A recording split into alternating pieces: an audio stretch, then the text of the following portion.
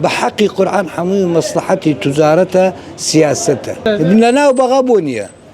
بس ليرة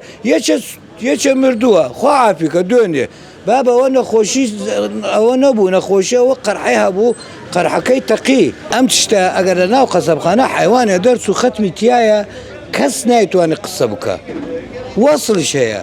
لقر او وصلارو دواي ام هنا برق اگر هر كام گوشت به شو لنا وثلاجه دريك بك ناو اگر او هیچ نامێنێ نە غەڵەت ئەمێنێ نەخۆشی ئەمێنێ نامێنێ ئەمانە ترسی نایە بەس چی ئەم عالەمە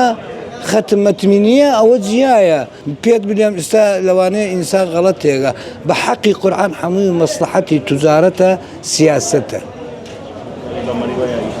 سیاسەتە ئەمە تشتە لەناو بەغا بۆ نییە بەس لێرە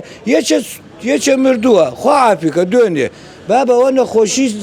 وانا ابونا خوشي وقرحيها ابو قرحكي تقي باشا خلق نزيف بو خلق بيت او بوشتانه بكريت كموري بيه او باشتري او باشتري معلومه ما اشكرها يعني الدكتور فحصي كردو تو هاي وصلت او وصله زي انت اثبات لدست يعني غلط قبلناك هات او وصلك